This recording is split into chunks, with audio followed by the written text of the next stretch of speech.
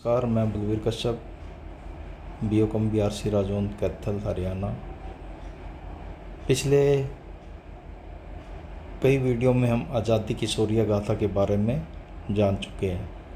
आज एक नए अध्याय, एक नए दास्तां के साथ पार्ट 6 चलिए जानते हैं इस आज़ादी की शौर्य गाथा पार्ट 6 की क्या दास्तान है। 22 की उम्र में फांसी पाने वाले हरिकिशन की दास्तां है ये। पिता ने बेटे से कहा, तुम्हारी गोलियों से गवर्नर मरता तो गर्व होता। दादी बोली, फंदे तक हिम्मत से कदम बढ़ाना।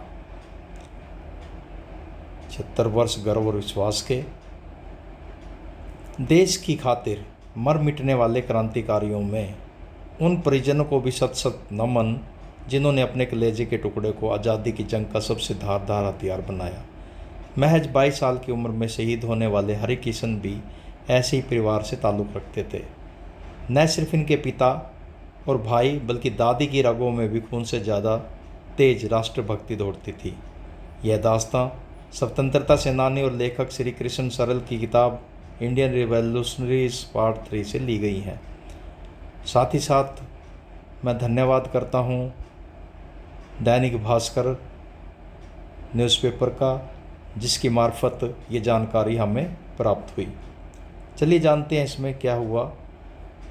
लाहौर जेल में गुरुदास मान जब अपने बड़े बेटे हरिकिशन से मिलने गए तो हालचाल नहीं पूछा, बल्कि उनका पहला सवाल यह था कि मैंने तुम्हें परफेक्ट निशानेबाज बनाया था और तुम कभी लक्ष्य से नहीं चूके, फिर क्या वजह है कि गवर्नर पर 2 गोलियां चलाने के बाद भी उसकी हत्या नहीं कर पाए। हरिकिशन ने कहा, बाबूजी, गवर्नर पर निशाना साधने के लिए मैं जिस कुर्सी पर खड़ा था वह हिल रही थी, इसलिए मेरी गोली से वह सिर्फ जख्मी हुआ, मरा नहीं।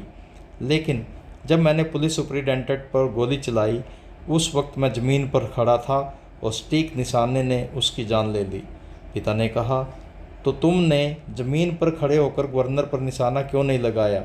इस पर हरिकिशन बोले, गवर्नर के आसपास बहुत लोग थे, अगर मैं ज़मीन से निशाना लगाता तो कोई और शिकार बन सकता था।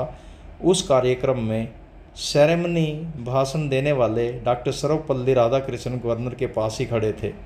मैं तीसरी गोली चलाना चाहता था, लेकिन गवर्नर को बचाने के लिए वे सामने आ गए, इसलिए मैं नहीं चला पाया। पिता ने कहा, अगर तुमने सही निशाना लगाया होता और गवर्नर मर जाता तो मुझे तुम पर बहुत गर्व होता। 20 जनवरी 1931 को हरिकिशन को फांसी की सज़ा सुनाई गई। इसके बाद जब इनकी दादी मिलने के लिए जेल गई तो उन्होंने कहा, बेटा, फांसी के फंदे की तरफ पूरी हिम्मत से कदम बढ़ाना। इस पर हरिकिशन का जवाब था, आप चिंता न करें दादी, इस शेरनी के पोते के आगे मौत को भी खुद पर शर्म आ जाएगी। हरिकिशन जिस लॉकअप में थे, भगत सिंह का लॉकअप भी पास में ही था। हरिकिशन की इच्छा थी कि वह भगत सिंह से मिले, लेकिन जेल अफसरों ने एक नहीं सुनी। अपनी मांग पूरी कराने के लिए हरिकिशन ने भूख हड़ताल कर दी और आखिरी 9 दिन बाद इच्छा पूरी हुई। भगत सिंह ने दूध पिलाकर उनकी भूख हड़ताल ख़त्म करवाई। हरिकिशन की आखिरी इच्छा थी कि मेरा अंतिम संस्कार वही किया जाए जहां भगत सिंह, सुखदेव और राजगुरु की अंत्येष्टि हो, और अस्थियां भी सतलुज में वहीं बहाई जाए जहां इन देशभक्तों की विसर्जित हुई हों। 9 जून 1931 को हरिकिशन को फांसी दी गई। हालांकि उनकी पार्थिव देह परिजन को नहीं सौंपी गई, जेल प्रशासन ने ही अंतिम संस्कार कर दिया। हरिकिशन के छोटे भाई भगत राम ने भी सुभाष चंद्र बोस की मदद करके अपनी देशभक्ति का परिचय दिया था। इस तरह से आज हमने इस वीडियो के मार्फत एक नई जानकारी, जो कि आज़ादी के दीवाने हरिकिशन जी के बारे में पढ़ी। आशा आपको ये जानकारी अच्छी लगी होगी। आज़ादी की शौर्य गाथा का जो अंतिम पार्ट है वो एक के बाद एक 7 क्रांतिकारी शहीद होते हुए पर तिरंगा ज़मीन पर नहीं गिरने दिया। इसकी वीडियो आप नेक्स्ट उसमें देखेंगे। और वीडियो देखने के लिए बहुत बहुत हार्दिक आभार, धन्यवाद।